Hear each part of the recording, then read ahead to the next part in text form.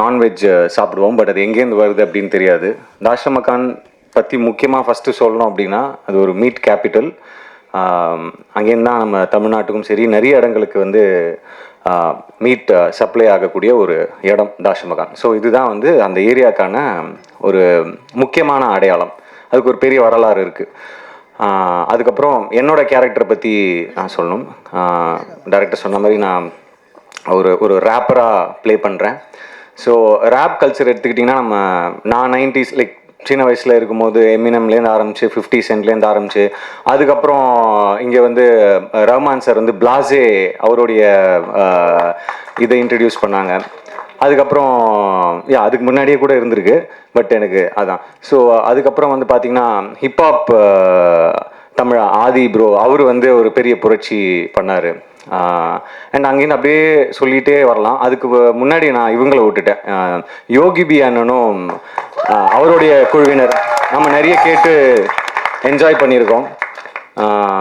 அங்கேருந்து அப்படியே இங்கே வந்தோம் அப்படின்னாக்கா இப்போ இந்தி மியூசிக் ரேப் கல்ச்சர் வந்து பயங்கரமாக வளர்ந்துருக்கு. நான் ஏன் இதெல்லாம் சொல்கிறேன் அப்படின்னு சொல்கிறேன். அண்ட் இன்றைக்கி வந்து உதாரணத்துக்கு அறிவாக இருக்கட்டும், அசல் கோலாராக இருக்கட்டும், பால் டப்பா அவங்களா இருக்கட்டும், இன்றைக்கி உலகம் முழுக்க போய் ஷோஸ் பண்ணுறாங்க, கலக்கிறாங்க. அது மூலமாக ஒரு பெரிய புரட்சியே பண்ணுறாங்க அவங்களோட வரிகள் மூலமாக, அவங்களோட மியூசிக் மூலமாக. ஸோ இது எல்லாம் வந்து இந்த கதையை பண்ணுறதுக்கு ஒரு இன்ஸ்பிரேஷனாக இருந்திருக்கு. அண்ட் எனக்கு பர்சனலாக இங்கே இருக்கக்கூடிய நம்ம டீம் மை பாய்ஸ் இங்கேயும் இருக்காங்க, அங்கேயும் இருக்கீங்க. நீங்கள் தான் இன்ஸ்பிரேஷன்.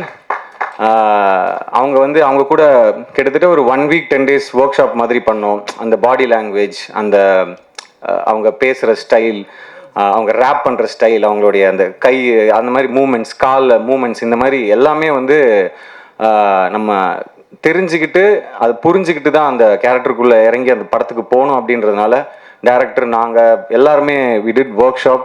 ஸோ உங்கள் எல்லாருக்கும் ரொம்ப நன்றியை தெரிவிச்சுக்கிறேன். My dear rappers, my boys, my team, my gang, my அட்டி, தேங்க்யூ, லவ் யூ. ஸோ என்னன்னா அவர் சொன்ன மாதிரி இந்த படத்துக்கு வந்து பரிச்சயமான ஒரு ரேப்பரையோ இல்லை அந்த மாதிரி பண்ணியிருக்கலாம். பட் இந்த மாதிரி நிறைய டேலண்ட் இருக்காங்க. ஸோ இந்த டேலண்ட்ஸை முன்னாடி கொண்டு வரணும், அடையாளப்படுத்தணும்னு நினச்சி இவங்க எல்லாரையும் இந்த படத்து மூலமாக நீங்கள் வந்து இந்த இண்டஸ்ட்ரிக்கும் இந்த மக்களுக்கும் கொண்டு போய் சேர்க்கறதுல வந்து எனக்கு ரொம்ப சந்தோஷமாக இருக்குது. அது மட்டும் இல்லாமல் மியூசிக் பற்றி சொல்லி ஆகணும். ஏன்னா இந்த படம் வந்து ப்ரிடாமினெட்லி நிறைய சாங்ஸ் இருக்குது. அந்த ரேப் பேட்டெல்லாம் சொல்லுவாங்க. ஸோ அதெல்லாம் இருக்குது. நாங்கள் ஒரு டிஃப்ரெண்ட்டான ஆல்பமாக இருக்கும். அண்ட் பிரிட்டோ அவர் வந்து லேஸில் இடம் போட்டுறாதீங்க. நிச்சயமாக இந்த ஆல்பம் வந்து தரமான ஒரு ஆல்பமாக இருக்கும். Not just rap songs, but ஒரு ஃபோக் சாங் இருக்குது, ஒரு மெலடி இருக்குது. So it be a complete ஒரு பேக்கேஜான ஒரு ஆல்பமாக இருக்கும். So thank you brother. அண்ட் அதுக்கு அடையாளமாக நீங்கள் இன்றைக்கி இங்கே பார்த்த அந்த theme song, fire song, so அது ஒரு சின்ன ஒரு சாம்பிள். ஸோ அண்ட் என்னுடைய மற்ற டீம் மெம்பர்ஸ், டைரக்டர் வினீத், அவர் முதல்ல சொன்ன மாதிரி இவர் எப்படி ஒத்துக்கிட்டாரு அப்படின்னு கேட்டாங்க. ஏன்னா இந்த படத்தில் எல்லாத்தையுமே தாண்டி ரேப் கல்ச்சர், ரேப் ஆஸ்பைரிங்கான ஒரு ரேப்பருடைய கதை, இதெல்லாத்தையும் தாண்டி வேற ஒரு விஷயம் இருக்குது, நிறைய லேயர்ஸ் இருக்குதுன்னு எடிட்டர் சொன்ன மாதிரி வேற ஒரு விஷயம் இருக்குது. அது ரொம்ப இன்ட்ரெஸ்டிங்காக எனக்கு பட்டுச்சு. அது மக்களுக்கு போய் சேரணும் அப்படின்னு நான் ரொம்ப ஜென்யூனாக நினச்சேன். ஸோ அதுதான் முதல் காரணம். அண்ட் அது மட்டும் இல்லாமல் நான் கேட்டேன், இதுக்கு நான் பண்ண முடியுமா அப்படின்னு கேட்டேன். நீங்கள் வேறு யார்ட்டையாவது கேட்டிங்களா, எனக்கு இது சூட்டபுளாக இருக்குமா, யார்ட்டையாவது சொன்னீங்களா, யார்ட்டையாவது சஜஷன் கேட்டிங்களா? இல்லை எல்லாருமே கொஞ்சம் சந்தேகமாக தான் சொன்னாங்க அப்படின்னு. சந்தேகமாக சொன்னாங்களா? சரி, அப்போ கண்டிப்பாக பண்ணணும் அப்படின்னு தோணுச்சு. ஏன்னா மற்றவங்க வந்து சில நேரத்தில் வந்து இவரால் பண்ண முடியுமா, இதெல்லாம் வேலைக்கு ஆகுது அப்படின்னு சொல்லும் போது தான் நமக்கு இன்னும் அது ஸ்ட்ராங்காக இல்லை பண்ணணும் அப்படின்னு சொல்லிட்டு ஒரு இது இருக்கும். ஸோ இது ஒரு ரொம்ப சேலஞ்சிங்கான ஒரு கேரக்டராக இருந்தது. Out of my comfort zone தான் நான் சொல்லணும். But yes, I think we have done justice நினைக்கிறேன். அதெல்லாம் நீங்கள் கூடிய சீக்கிரம் சாங்ஸ், ட்ரெய்லர், டீசர்லாம் வரும், அப்போ பார்ப்பீங்கன்னு நான் நம்புகிறோம். அண்ட் கேமராமேன் கார்த்திக், அவரை பற்றியும் சொல்லணும்.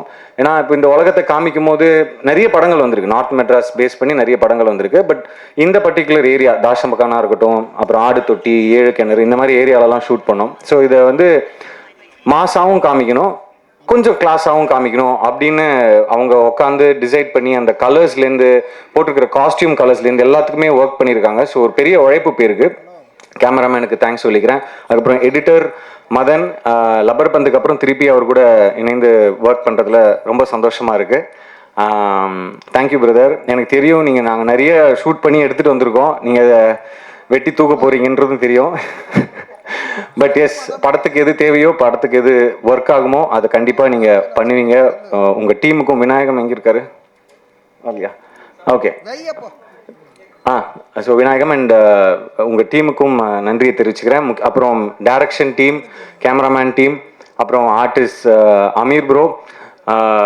அவர் சொன்ன மாதிரி அவர் நடிகராக தான் அந்த படத்துக்குள்ளே வந்தார். அதுக்கப்புறம் ஒரு முக்கியமான ஒரு சாங்கோடைய கோரியோகிராஃபியும் அவர் பண்ணார்.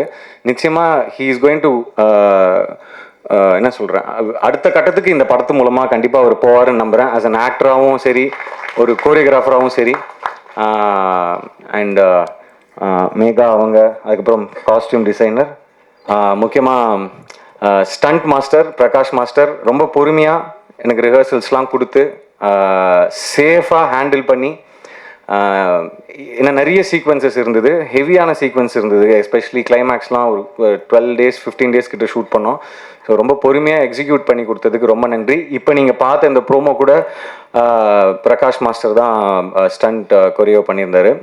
ஷார்ட்டாக இருந்தாலும் அது வந்து ரொம்ப கிறிஸ்பாக அழகாக இப்படி காமிச்சா நல்லா இருக்கும் ஒரு ஒரு ஒரு ஆக்டரை, ஒரு ஹீரோவா அப்படின்னு அவருக்கு அந்த அந்த ஒரு விஷன் இருந்ததுனால தான் உண்மையாகவே இந்த அளவுக்கு இந்த ப்ரோமோவும் சரி, படத்தில் இருக்கிற ஸ்டன்ஸும் ரொம்ப நல்லா வந்திருக்கு அப்படின்னு தான் சொல்லணும்.